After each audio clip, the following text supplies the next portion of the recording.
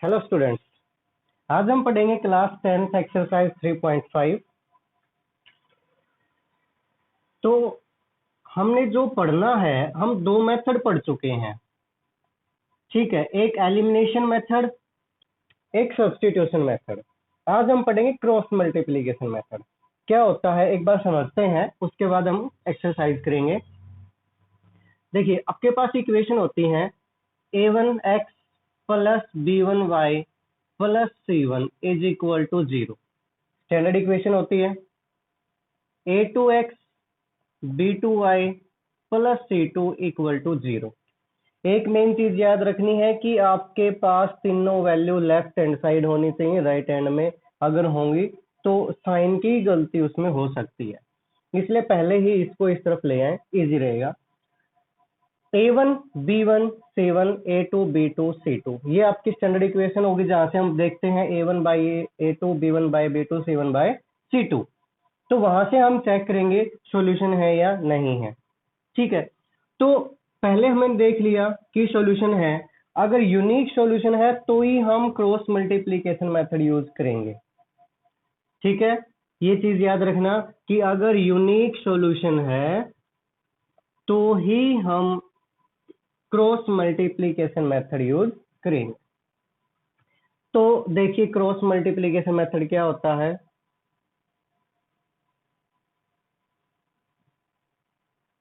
जैसा नाम है, क्रॉस मल्टीप्लिकेशन मीन्स मल्टीप्लाई।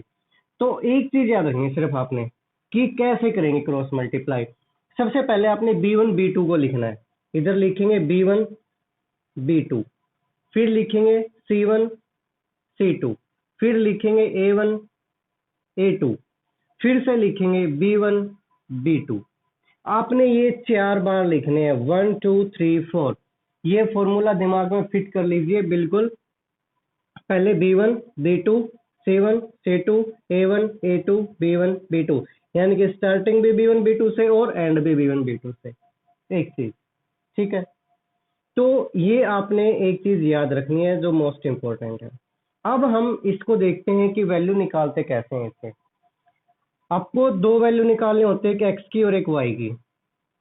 ठीक है, और फिर हम लिखते हैं 1 को इक्वल टू।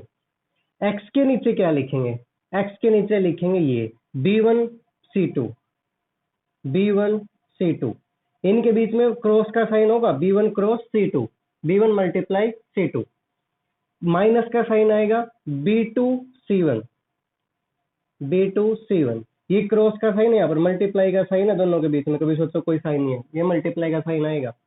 y के नीचे क्या लिखेंगे c1 a2, माइनस में क्या लिखेंगे c2 a1। ठीक है, अब ये बच गया, x की वैल्यू भी होगी y की वैल्यू भी होगी। क्यों? क्योंकि हमारे पास तो दो ही वेरिएबल थे, दोनों की वैल्यू आ गई। तो ये बच गया, इसका क्या करेंगे, इसको लिखेंगे 1 के नीचे। 1 के नीचे क्या लिखेंगे, वही cross a1 b2 minus a2 b1, ये वाला। समझ में आया? तो इसको क्रॉस क्यों बोला, देख लीजिए। क्रॉस में और क्या किया हमने, मल्टीप्लाई, इसलिए इसको क्या बोला, क्रॉस मल्टीप्लिकेशन मेथड। ठीक है, हमने क्रॉस मल्टीप्लाई की, बस ये आपका फॉर्मूला है, ये आपका मेथड है, इसी को बोलते हैं क्रॉस मल्टीप्लिकेशन मेथड। क्लियर? ये चीज आपको समझनी है। अब हम इसके एग्जांपल देखते हैं, फिर आपको अच्छे से समझ में आएगा। देखिए, एक्सरसाइज 3.5 का फर्स्ट क्वेश्चन में लिखा हुआ है कि पहले आपको इसको चेक करना है यूनिक सॉल्यूशन है, नो सॉल्यूशन है या मैनी सॉल्यूशन है। अगर यूनिक सॉल्यूशन है तो आपने क्रॉस मल्टीप्लिकेशन मेथड यूज करना है। तो फर्स्ट पार्ट देखिए, फर्स्ट पार्ट में लिखा हुआ है x माइनस में 3y minus 3 is equal to 0 and 3x minus 9y minus 2 is equal to 0। ठीक है, तो सबसे पहले हम चेक करेंगे a1 by a2 means 1 by 3, b1 by b2 minus में माइनस 3 बाई माइनस 9। ठीक है, ये काटेंगे तो 1 बाई 3 आ जाएगा, और ये क्या आ जाएगा, माइनस 3 बाई 2। तो ये तो इक्वल हो गया, ये इक्वल नहीं है। क्यों? ये क्या आ गया, 1 by 3 equal to 1 by 3 not equal to 3 by 2। तो ये क्या आ गया, इक्वल है, यहाँ पर इक्वल है, तो मतलब क्या होता है, नो सॉल्यूशन। तो इसको हमने सोल्व नहीं करना, ठीक है। सेकंड पार्ट देखते हैं, क्या लिखा हुआ है, 2x plus Y equal to 5 and 3x plus 2y equal to 8, ठीक है। ये दो इक्वेशन है। सबसे पहले हम क्या करेंगे, इसको इधर लेके आएंगे, 5 को 8 को इस तरफ लेके आएंगे लेफ्ट में। मैंने पहले बोला था कि लेफ्ट में होना चाहिए आपके पास सब, ठीक है। तो इसको मैं ऐसे लिख देता हूं, कोई प्रॉब्लम, ठीक है। अब हम क्या करते हैं, a1 by a2 b1 by b2, तो 2/3 1/2 चेक कर लिया हमने, सॉल्यूशन होगा यूनिक होगा, 2/3 नॉट इक्वल टू 1/2, ठीक है, means unique solution. Unique solution है तो अब क्या करेंगे, क्रॉस मल्टीप्लिकेशन मेथड का यूज करेंगे। कैसे करेंगे देखते हैं। सबसे पहले मैंने बोला था b1 by b2 7/c2 a1 by a2 b1 by b2 लिखना हमने, ठीक है। तो हम लिखेंगे बाय क्रॉस मल्टीप्लिकेशन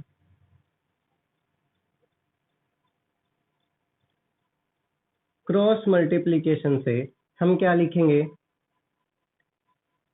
पहले फॉर्मूला लिख लीजिए एक बार तो, ठीक है।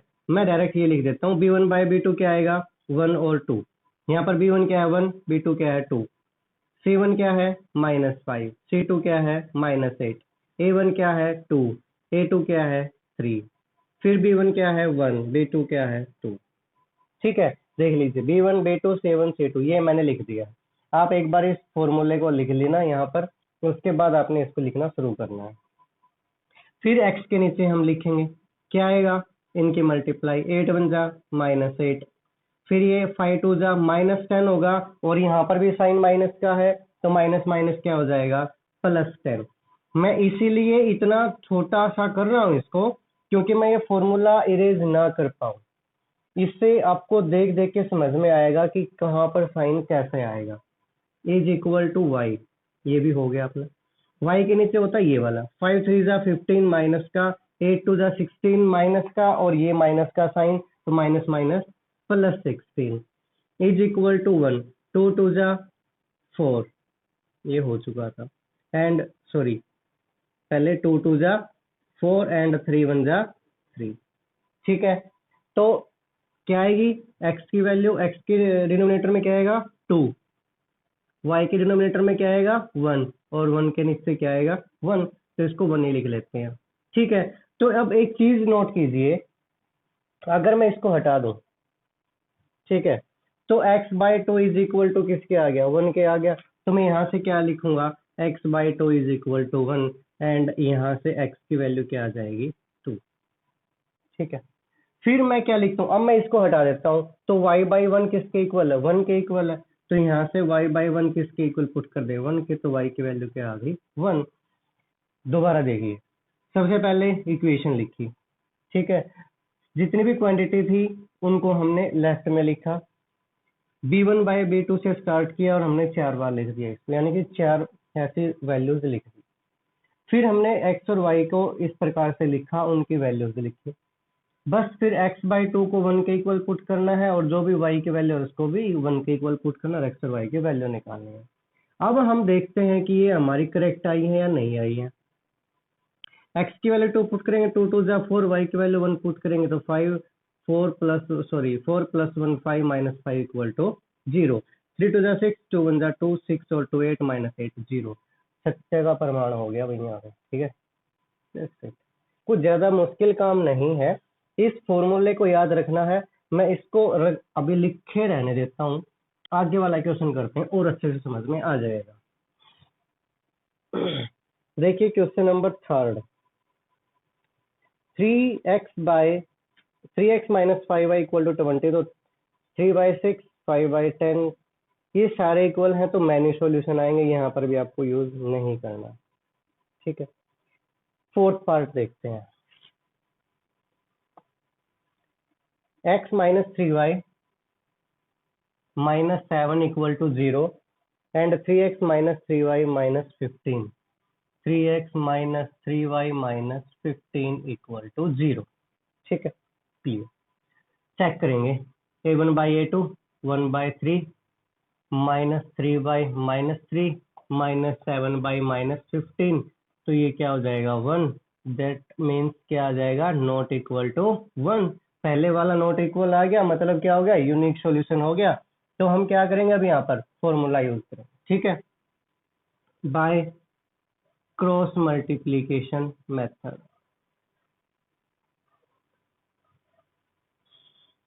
ठीक है, क्या लिखेंगे, b1 b2 -3 -3। ये देखिए पहले इस तरफ लिखा हुआ है, इसमें कुछ चेंज करने की आवश्यकता ही नहीं है हमें। ठीक है, हमने चेक किया, लिख दिया यहाँ पर क्या, यूनिक सॉल्यूशन। यूनिक सॉल्यूशन है तो बाय क्रॉस मल्टीप्लीकेशन से हमने क्या लिख दिया, -3 -3 -7 -15 1 3 -3 -3। ठीक है, x डिवाइड में, मैं कोई यहाँ पर ना लंबी चौड़ी कहानी नहीं सिखाऊंगा आप लोगों को, मैं नॉर्मल सा डायरेक्ट एक मेथड सिखा रहा हूँ जिसमें टाइम भी आपका बचेगा, टाइम कंज्यूमिंग नहीं होगा। ठीक है, और आपको समझ में भी आएगा स्टेप बाय स्टेप। फर्स्ट तो ये आपका लिखा हुआ है, सेकंड स्टेप में आपने सिर्फ ये देखना है कि यूनिक है नहीं है, थर्ड में आपने वैल्यू लिखनी है, फोर्थ में अब एक्स के नीचे क्या लिखेंगे, 15 3 जा 45 माइनस माइनस प्लस 7 3 जा 21 प्लस का हो गया, साइन किस चीज का यहाँ पर, माइनस का, तो -21। ठीक है, is equal to y, y के डिनोमिनेटर में क्या लिखेंगे, 7 3 जा -21, 15 एकम 15 माइनस का और माइनस प्लस का हो गया 15 भाई आपका। ठीक है, 1 1 के साइड में नीचे क्या लिखेंगे, -3 3 3 जा -9 एंड माइनस +9। क्लियर, बता दिया, अगर कोई दिक्कत हो तो आपको। कितना बचेगा यहाँ पे, 24, वाई के नीचे क्या रहेगा, माइनस का 6 और 1 के नीचे भी क्या रहेगा, 6। ठीक है, तो ये आपकी वैल्यू आ गई। अब आपने क्या करना है, x को 1 के इक्वल, y को 1 के equal, x is equal to x/24 equal to 1/6। ठीक है, ये 24 ऊपर चला जाएगा तो x इज इक्वल टू 24/6, मतलब कितना आ गया, 4।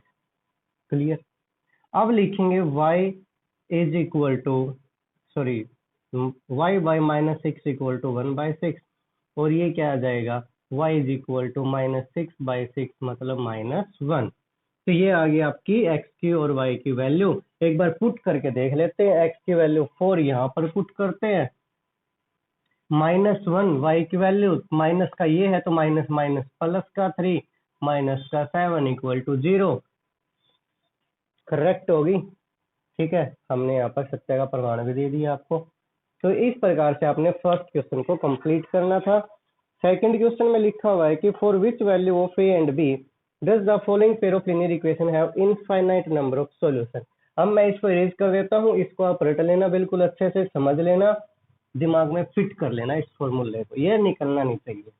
वैसे पेपर में आपको ये नहीं बोला जाएगा कि आप क्रॉस मल्टीप्लीकेशन से करो, एलिमिनेशन से करो, सब्सटीट्यूशन से करो, वो आपकी चॉइस होगी, जो आपको पसंद है आप उससे कर सकते हैं। तो देखिए फर्स्ट पार्ट में लिखा है कि लीनियर इक्वेशन है इनफाइनाइट नंबर ऑफ सॉल्यूशन, इस बात पे फोकस करना है कि इनफाइनाइट नंबर ऑफ सॉल्यूशन है। तो आपका क्वेश्चन लिखा हुआ है 2x + 3y = 7, a - b × x plus a + b × y is equal to 3a + b - 2। क्या लिखा हुआ है कि मैनी सॉल्यूशन। तो क्या करेंगे, देखिए ये आपका सेकंड का फर्स्ट पार्ट। ठीक है, सॉल्यूशन गिवन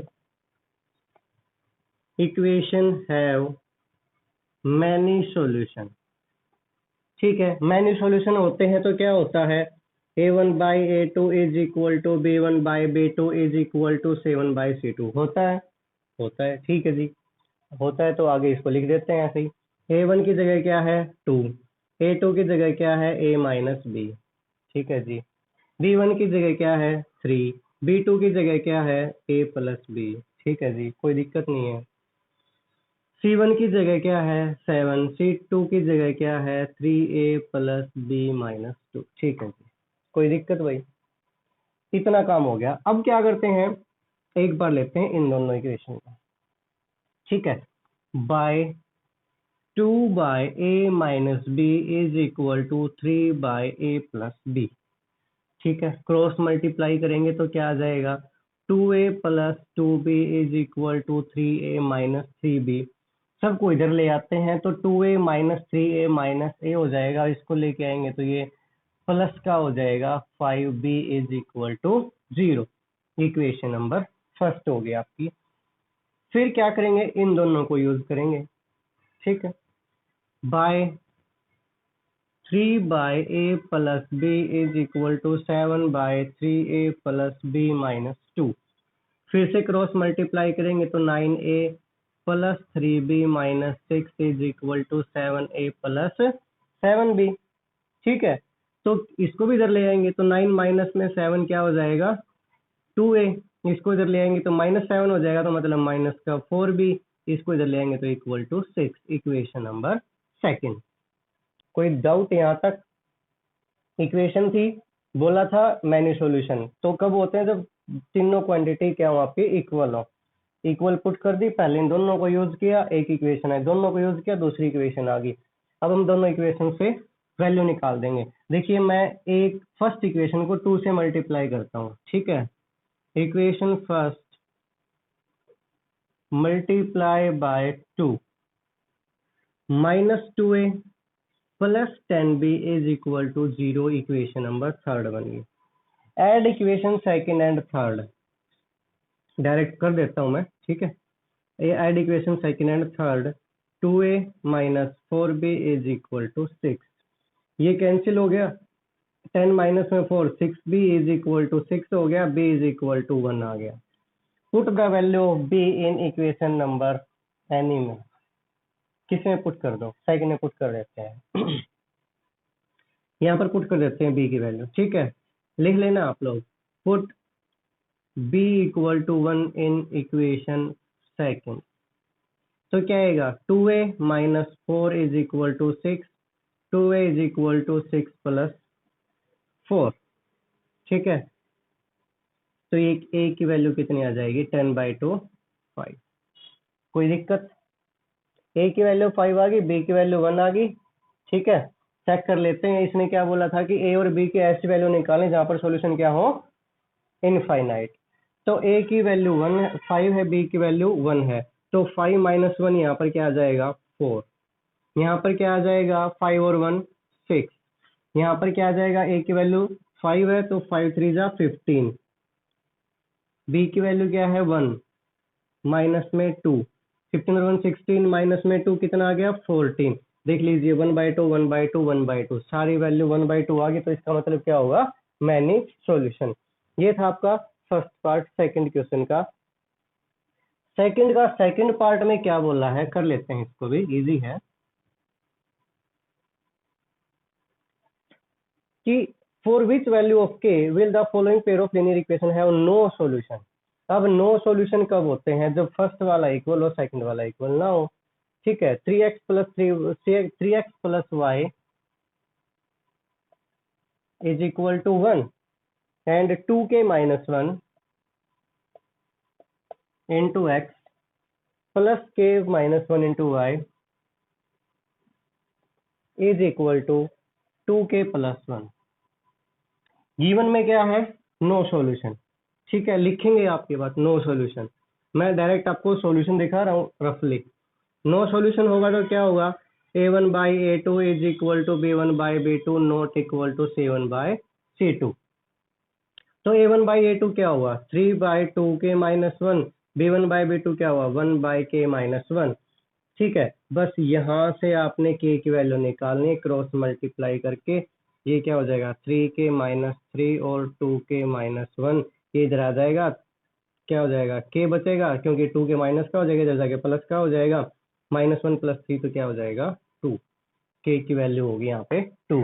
अगर k की वैल्यू 2 पुट कर दोगे तो क्या हो जाएगा, नो सॉल्यूशन। ठीक है, तो ये आपने करना था। आप इसको देख भी सकते वेरीफाई करके, 2 to the 4 - 1 कितना आ गया, 3। तो 3/3 1 आ गया, 2 - 1 1/1 1 आ गया। यहाँ पर पुट करके देख लीजिए, 2 to the 4 और 1 5, 1/5 तो नॉट इक्वल आएगा। ठीक है, ये था आपका क्वेश्चन नंबर सेकंड। आगे आता है क्वेश्चन नंबर थर्ड।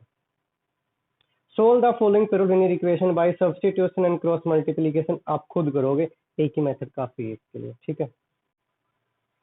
करते हैं क्वेश्चन नंबर 4 में क्या लिखा हुआ है कि from the pair of linear equation in the following problem find their solution if they exist. अगर एग्जिस्ट करती है तो अपने सॉल्यूशन देना है।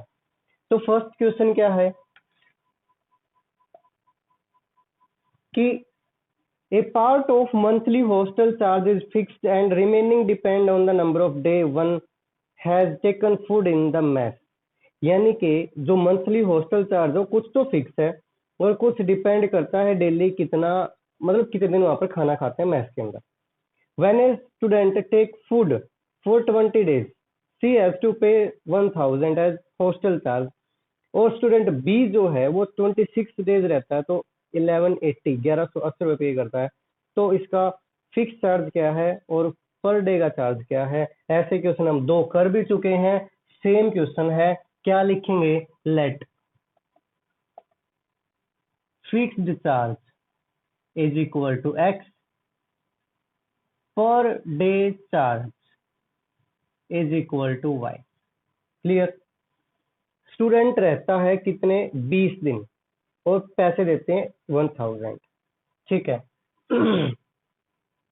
तो क्या लिखेंगे फॉर स्टूडेंट ए, स्टूडेंट ए के लिए तो हम क्या लिखेंगे कि एक्स तो फिक्स हो गया, 20 दिन का कितना हो गया 20 वाई हो गया, इज इक्वल टू कितना हो गया 1000 हो गया। फर्स्ट कंडीशन होगी, फर्स्ट इक्वेशन होगी।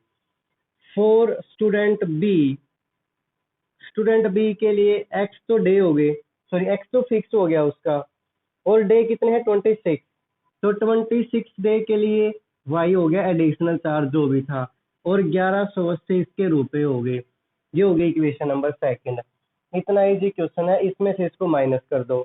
सेकंड क्या लिखेंगे, equation first subtract from equation second, x से एक्स कटेगा, 26 minus 20 equal to 6, y is equal to 180 and y is equal to 30। Y की वैल्यू 30 आएगी, जो एडिशनल चार्ज हो 30 हो जाएगा, और जो फिक्स चार्ज हो कितना हो जाएगा, इसकी मल्टीप्लाई 600 माइनस कर देंगे तो 400 आ जाएगा। बहुत इजी क्वेश्चन है। सेकंड पार्ट है fraction become 1/3 when 1 is subtract from the numerator and in, ठीक, ओनली न्यूमरेटर। क्या लिखेंगे सेकंड पार्ट में,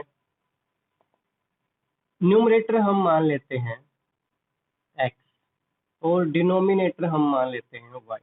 तो आपका फ्रैक्शन बन गया x minus y, sorry x by y. क्या लिखा कि 1/3 बनेगा, जो 1 सब्ट्रैक्ट करेंगे न्यूमरेटर में से। फर्स्ट कंडीशन क्या कहती है 1 माइनस किया 1/3 बन गया। सेकंड कंडीशन क्या कहती है कि ऐड 8 टू डिनोमिनेटर। अगर x बाई वाई प्लस 8 कर देंगे तो ये 1/4 बन जाएगा। ये दो कंडीशन है, यहाँ से एक इक्वेशन निकाल ले, यहाँ से क्रॉस मल्टीप्लाई क्या आ जाएगी 3x minus 3 is equal to y and 3x minus y is equal to 3। यहाँ से दूसरी कंडीशन क्या आ जाएगी 4x equal to y plus 8 and 4x minus y is equal to 8। Equation number second दोनों को आप सोल्व कर सकते हो। Not necessary to solve by the cross multiplication method, you can solve as you want, जैसे आप चाहो वैसे सोल्व कर सकते हो इसको, ठीक है। थर्ड पार्ट क्या कहता है, मार्कर को क्या हो गया, yes score 40 marks in a test getting 3 marks for each right answer and losing 1 mark for each wrong answer।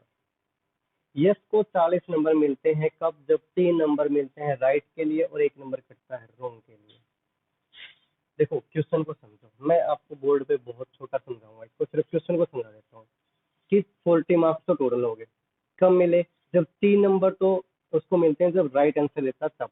1 number cut जाएगा अगर गलत दिया तो, मीन्स नेगेटिव मार्क है।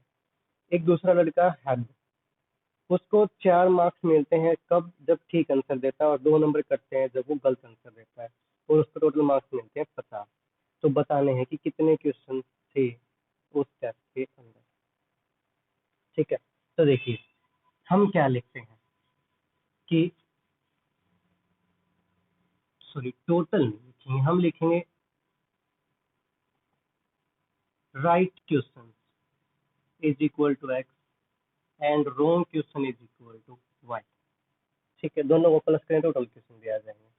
तो यस के लिए, फॉर यस, यस के लिए क्या था कि 3 नंबर तो मिलेंगे और एक कटेगा, मीन्स 3x। टोटल क्वेश्चन मान लिए जितने भी थे, टोटल नंबर हो गए 3x। एक क्यों नंबर कटता है एक क्वेश्चन का, टोटल नंबर जितने भी कटेंगे वो y कटेंगे, क्योंकि एक क्वेश्चन है तो एक नंबर कटेगा, 5 है तो 5 कटेंगे। उसको नंबर कितने मिलते हैं, 40। समझ में आई? कंडीशन को समझना है। मान लिया उसके पास 20 क्वेश्चन थे जो ठीक किए, तो 20 या 60 60 हो गए। मान लिया उसके गलत भी 20 क्वेश्चन हो गया, तो 20 एक नंबर का एक गलत होता है, तो 20 60 माइनस 20 कितने बच गए, 40। समझ में आई बात? ऐसे ही हद के लिए है, क्या है कि 4 नंबर तो मिलते हैं ठीक के और 2 नंबर कटते हैं गलत के, तो उसको नंबर मिलेंगे 50। ठीक है, एक क्वेश्चन ठीक है तो 4 नंबर, टोटल हो गए ठीक इतने। एक क्वेश्चन गलत है तो 2 नंबर, टोटल नंबर कट गए इतने, मिले इतने। ठीक है, अब इसको सोल्व करना है, मैं डायरेक्ट कर देता हूँ। इसको 2 से मल्टीप्लाई करेंगे तो ये हो जाएगा कितना, 6x minus 2y is equal to 80। ये first equation, second equation, first multiply by 2 equation number third बन गई, और थर्ड में सेकंड को माइनस कर देंगे, ये माइनस ये प्लस ये माइनस, ये कैंसिल आउट हो गया। Then 2x is equal to 30 बच गया, x इक्वल टू 15 हो गया। Put the value of x in equation number 6 first. तो कितना आएगा, 15 3 45 माइनस का इधर जाके हो जाएगा, तो y इज इक्वल टू कितना बचेगा, minus y equal to -5 and y is equal to 1। तो टोटल क्वेश्चन हो गए उसके 20, x plus y total question कितने हो गए, 20 हो गए। राइट कितने थे, 20 में से 15, तो देखिए 15 3 45, गलत कितने थे, 5, एक क्वेश्चन का एक नंबर, तो 5 कितने बच गए, 40 नंबर। कोई दिक्कत नहीं है। सेकंड कंडीशन पे पुट करके देखते हैं, 15 4 जा 60, ठीक है, माइनस में 5 2 जा 10, क्योंकि 5 क्वेश्चन गलत थे, एक क्वेश्चन 2 नंबर कटते हैं, तो 5 दूनी 10, 60 माइनस 10 इक्वल टू 50। समझ में आई कहानी? क्या था कि राइट क्वेश्चन का नंबर मिलेंगे वो 3 मिलेंगे, अगर रॉन्ग कर दे तो एक नंबर कटेगा, तो जो कटेगा उसको माइनस कर दो, इक्वल टू 40 लिख दो। ऐसे ही सेकंड क्या कंडीशन थी कि ठीक है तो 4 मिलेंगे, गलत है तो 2 कटेंगे, उसको माइनस कर दो। ठीक है, नेक्स्ट क्वेश्चन,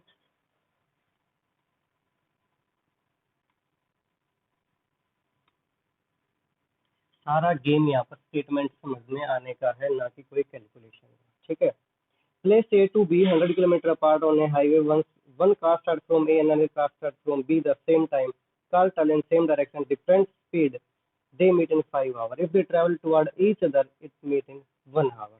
देखिए टोटल डिस्टेंस यहाँ A है,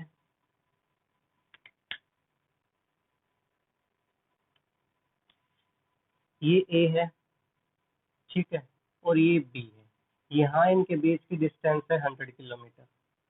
ठीक है, अगर एक गाड़ी इस तरफ चलती है, दूसरी गाड़ी इस तरफ चलती है, तो ये दोनों की अगर डायरेक्शन अपोजिट है, अपोजिट बोला फर्स्ट में,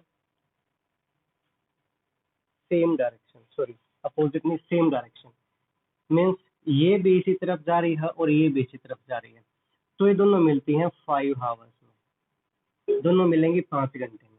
और अगर ये ए है ये बी है, ये इस तरफ जा रही है और ये इस तरफ आ रही है, तो दोनों मिलेंगी 1 घंटे में। ठीक है, दोनों के स्पीड बताने हैं। कंडीशन समझ में आ गई? अगर ए इस तरफ जा रही है, बी भी इसी तरफ जा रही है, तो दोनों मिलेंगी 5 घंटे में, और अगर दोनों एक दूसरे की तरफ जाएंगी तो मिलेंगी 1 घंटे में। ये थी कंडीशन। हमें निकालनी क्या है कि speed of the two car. Speed of A क्या मान लेते हैं, x kilometre per hour, speed of B क्या मान लेते हैं, y किलोमीटर पर आवर। ठीक है, टोटल डिस्टेंस कितनी है, 100, टाइम कितना लगता है, 5 घंटे। फॉर्मूला क्या होता है, speed multiply time is equal to distance. Speed दोनों की क्या हो जाएगी, माइनस होगी यहाँ पे। ठीक है, स्पीड दोनों की क्या होगी, नहीं, प्लस, इसकी स्पीड x, इसकी स्पीड y, तो कितनी होगी, x plus y is equal to 100 हो गया। ठीक है, यहाँ पर क्या लिखेंगे, x plus y is equal to 20। ठीक है, फिर दूसरी क्या थी, यहाँ पर x, यहाँ पर y, यहाँ पर कितना हो जाएगा, x plus y is equal to 1।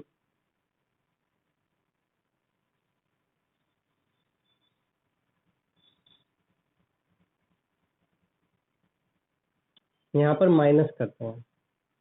ठीक है, x minus y is equal to 100, 20 आ जाएगा, ये x प्लस वाई। यहाँ पर दोनों की स्पीड देखिए, अगर एक गाड़ी इस तरफ जा दूसरी गाड़ी इस तरफ आ रही है, दोनों की स्पीड मिल के 1 घंटे में वो मिल जाती हैं। दोनों की स्पीड यहाँ पर क्या हो जाएगी, प्लस हो जाएगी। स्पीड मल्टीप्लाई में time, speed multiply time is equal to distance. तो यहाँ पर क्या आ जाएगी, x plus y is equal to 100। क्यों, 1 घंटे मिलती है, ये क्या रही, स्पीड मल्टीप्लाई में time is equal to distance, formula तो यही होता है। तो इन दोनों कंडीशन को क्या करेंगे, प्लस करेंगे, तो ये 2x इज इक्वल टू कितना आ जाएगा, 120, और x की वैल्यू कितनी आ जाएगी, 60। ठीक है, ये आ गया 60 किलोमीटर पर आवर। तो y कितना आ जाएगा, 40 किलोमीटर पर आवर। अगर इसकी स्पीड 60 है, इसकी 40 है, तो दोनों 5 घंटे में जाके मिलेंगे। अगर इसकी 60 है, इसकी 40 है, दोनों एक तरफ जा रही हैं, दो एक तरफ नहीं, एक दूसरे के अपोजिट जा रही हैं, तो कितने मिलेंगे, वो 1 घंटे में। क्लियर। तो फंडा क्या था, ये था डायरेक्शन का। ठीक है, यहाँ पर दोनों की डिस्टेंस क्या होगी, माइनस होगी। क्यों होगी, क्योंकि देखिए इसकी स्पीड कितनी होगी, 60, इसकी कितनी होगी, 40, दोनों की स्पीड का फर्क कितना हुआ, 20। दोनों की स्पीड का फर्क कितना हुआ, 20। तो घंटे कितने लगे, 5। तो देख लीजिए, speed multiply time is equal to 100, दोनों का गैप भी कितना था, 100।